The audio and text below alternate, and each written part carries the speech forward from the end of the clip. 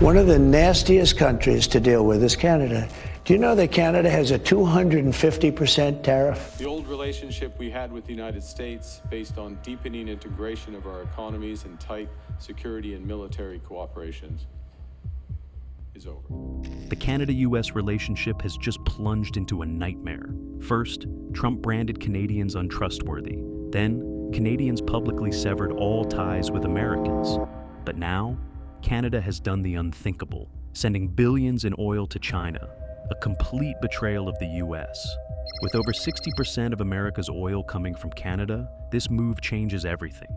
The US is now on the edge, facing a crisis that could cripple its economy and shake the foundation of global power. The question is, how far will this betrayal go, and what will the US do in response?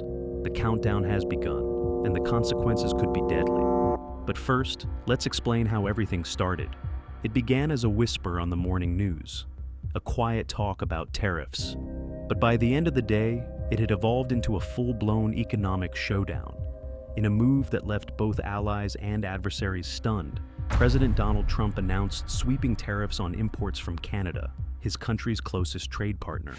Canada, traditionally regarded as the United States' most stable and reliable trading partner, found itself in the crosshairs of an administration that wants to disrupt the status quo. The tariffs were a part of Trump's broader America First agenda, one that sought to overhaul the nation's trade relationships with nearly every country. The US president claimed these new tariffs were necessary to correct the trade imbalance between the two nations. Trump argued that Canada had been taking advantage of the United States, particularly in softwood lumber and dairy products. The rhetoric was familiar. Canada was accused of unfair trade practices, of not holding up its end of the bargain in a mutually beneficial economic relationship, and for smuggling fentanyl across their borders to the US. While there was truth in this, the situation was more complex than it seems. These new measures would affect a variety of industries, from automobiles to agricultural products. The Canadian government, under Prime Minister Justin Trudeau, was quick to respond. Canada's leaders had long prided themselves on their close relationship with the United States. The two nations shared not only a border, but also deep economic ties, with trade accounting for a substantial portion of both economies. The announcement of these tariffs felt like a betrayal, a sharp blow to the decades of collaboration that had defined the bilateral relationship. Trudeau also clearly stated that the tariffs President Trump imposed, claiming it was because of fentanyl, is a complete lie. Trudeau, known for his diplomatic finesse, wasted no time in declaring that Canada would retaliate, but the stakes were higher than anyone had anticipated. Over the next few days, the situation escalated quickly. What began as a battle of words soon evolved into a trade war. The tariffs were not just a sign of economic friction. They signaled a complete shift in global trade dynamics. And for Canada, a nation that prided itself on being the loyal neighbor to the United States, the stakes could not have been higher. But the real shock came when the President of the United States, in a controversial move, said that Canada should become a state of the United States. Trump's comments caught the world by surprise, sending shockwaves through Canadian political circles. It wasn't just a diplomatic slap in the face, it was a declaration of economic war. By calling Canada a state, Trump seemed to belittle the nation's independence, dismissing the decades of trade agreements, partnerships, and friendships that had formed the foundation of the relationship. The move wasn't just about oil or lumber or trade deficits anymore. It was about power and dominance. It was about asserting the United States' position in the global order and using whatever means necessary to solidify that standing. For Trump, tariffs weren't merely an economic tool. They were a weapon to be wielded, an instrument of negotiation that could bring nations to their knees. And in his eyes, Canada, with its vast natural resources and heavy reliance on trade with the US, was a prime target.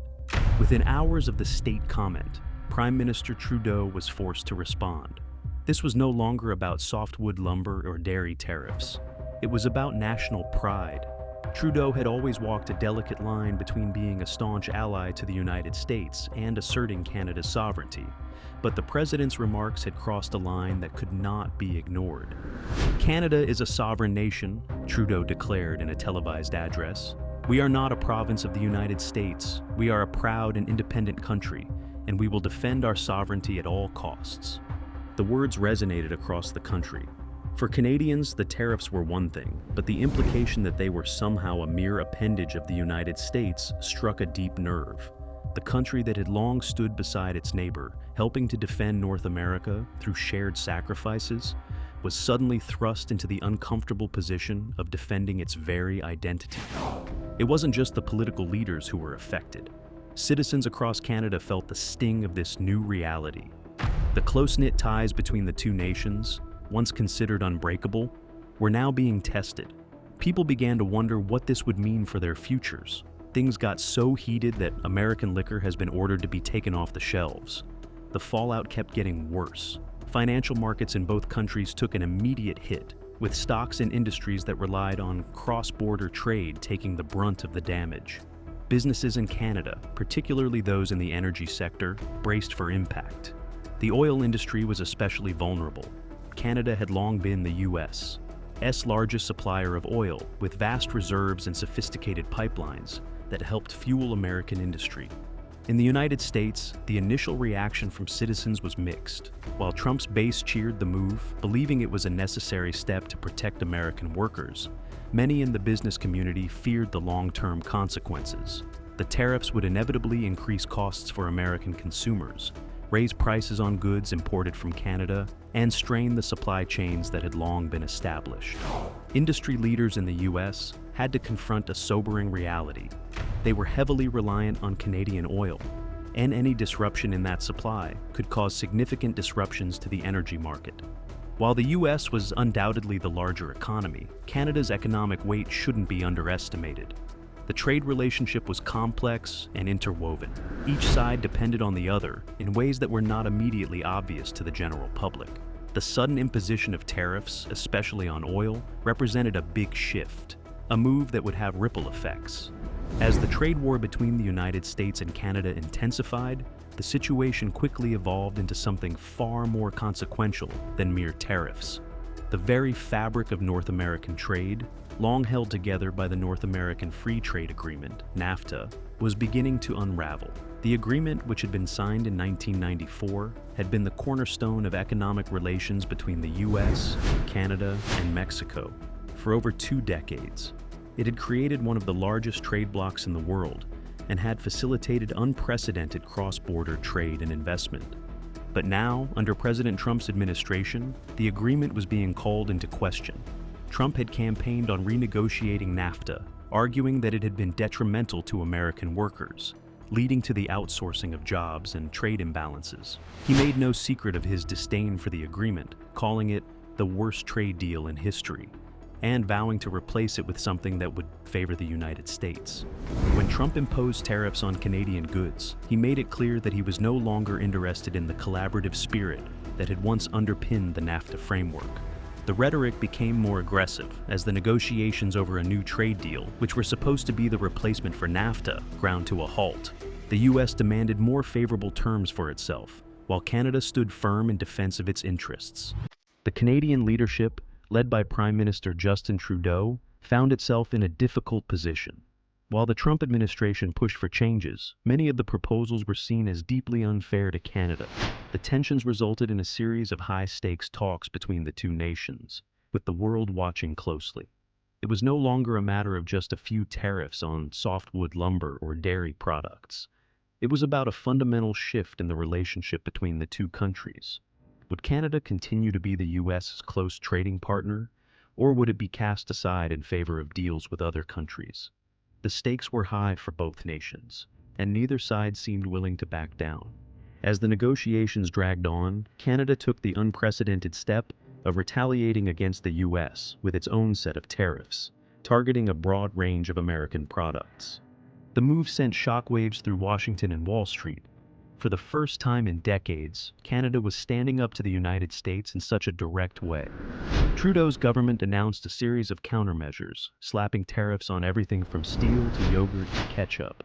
The response was calculated, aiming to hurt key industries in the U.S. that depended heavily on Canadian exports. The aim was clear: to apply enough economic pressure to force the U.S. to reconsider its position. The retaliatory tariffs were not just a symbolic gesture, they had real-world consequences. American farmers, already struggling with the fallout from the trade war with China, now face new challenges as Canadian tariffs began to bite. The U.S. soybean industry, in particular, was hit hard. As one of Canada's top agricultural imports, the imposition of tariffs on American soybeans caused prices to skyrocket, forcing U.S. farmers to find new markets or suffer significant losses.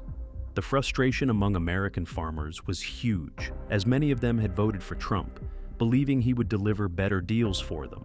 Now, they were left to deal with the fallout of his trade policies.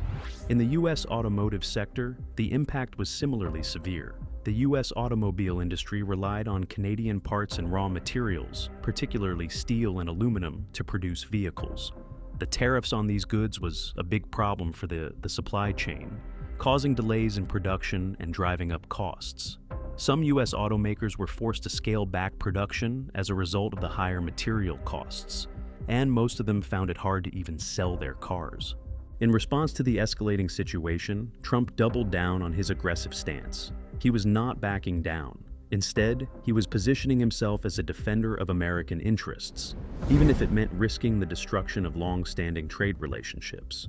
But as the tariff war continued to spiral, the economic consequences became undeniable. In both Canada and the U.S., businesses began to feel the strain. U.S. manufacturers who relied on Canadian imports saw their costs skyrocket, while Canadian companies that depended on American markets were forced to hike their prices or lose out to competitors from other countries. The Canadian economy, heavily reliant on trade with the U.S., faced increasing challenges as the trade war dragged on. Meanwhile, the U.S. economy, which had been booming in the early years of Trump's presidency, began to show signs of strain as well. The situation reached a tipping point when Canada announced its final set of retaliatory tariffs in a televised address by Prime Minister Trudeau. This time, the measures were targeted at some of the most symbolic American exports, including bourbon and Harley-Davidson motorcycles. The message was clear: if the U.S. continued to push Canada to the brink, Canada would push back even harder. The Canadian government also announced that it would seek new trade partners outside of North America, looking to Europe and Asia for opportunities to diversify its economic relationships. This move was a watershed moment in the trade war. It signaled that Canada was no longer willing to accept the United States' dominance in the region. It also sent a message to the rest of the world that Canada was open to new trade relationships and would not be bullied into submission. In response, Trump continued to dismiss the growing economic toll, sticking to his "America First" rhetoric. But behind the scenes, it was clear that the trade war was beginning to take a serious toll on the U.S. economy. Economic growth slowed, stock markets experienced volatility, and the public began to question whether the long-term costs of this battle were worth the short-term political gains. The trade war had begun to show its most severe effects on both economies. For the United States, which had long prided itself on its position as the world's largest economy, the consequences of its trade policies were now impossible to ignore. The administration's aggressive stance against Canada, coupled with similar tariffs imposed on other trading partners, had triggered a cascade of economic problems. The U.S. economy, which had been growing steadily during Trump's first term, was now in the throes of a serious downturn. Manufacturers across the country, particularly in the automotive and tech industries, began to report significant losses. The U.S. steel industry, once seen as a key pillar of American manufacturing, had been rocked by the steel tariffs imposed on foreign imports, including Canadian steel. While the tariffs were intended to protect American producers, the reality was far messier. The cost of raw materials for American manufacturers had skyrocketed, making U.S. products more expensive to produce and less competitive on the global market. As a result, American companies found themselves cutting jobs, reducing output, and scrambling to stay afloat. In Canada, the economic consequences of the trade war were also taking their toll. While the country's diversified economy had helped buffer it somewhat from the worst effects of the tariffs, Canadian businesses that depended on U.S. markets were feeling the strain. The automotive sector, for instance, had suffered significant setbacks due to the collapse of cross-border supply chains. Canadian car parts manufacturers, who had long relied on the U.S. as their largest export market, found themselves facing massive disruptions as tariffs raised the cost of doing business in the U.S. In response, Canada took a decisive step in shifting its economic strategy. The government, under Prime Minister Trudeau, had spent months exploring new avenues to secure Canada's economic future without relying on the volatile relationship with the United States. As the U.S. economy continued its slide, Canada began to look to other parts of the world for trade opportunities, particularly Europe, Asia, and Latin America. These markets had long been secondary to Canada's relationship with the U.S., but now they were seen as crucial to Canada's long-term stability. One of the most significant moves came in the form of a trade agreement with China. For years, Canada had struggled to establish a meaningful trading relationship with the Chinese government, often caught between China's growing global influence and its commitments to the United States. But with the U.S. retreating from its traditional role as the dominant economic power in North America, Canada saw an opportunity to engage China on more equal terms. They began to quietly change their oil export plans, focusing more on China. They were willing to offer long-term contracts and paid a premium, offering more money than the usual market price. Now, Canada has cut off the U.S. from its oil supply. It's important to note that Canada formerly supplied about 60% of the U.S. oil, but with recent developments, everything has changed. In just a few weeks, the U.S. felt the impact. Oil prices surged from around $3.80 per gallon to nearly $5, especially in California. Gas stations across the country began to show alarming prices, causing frustrations for drivers. Refineries that depended heavily on Canadian crude oil were now struggling, leading to a drop in their production levels and an increase in costs for many industries. This was not just about higher gas prices, it was about a massive disruption to the U.S. economy. The U.S. government did not anticipate Canada's shift, which caught them off guard. With Canada now looking to Asia for oil contracts, major European and Asian companies were also signing deals, securing Canadian energy supplies for the long term. This gave Canada more power on the world stage and reduced its dependence on the U.S. to sell its oil. This shift is already having serious consequences for the U.S. economy.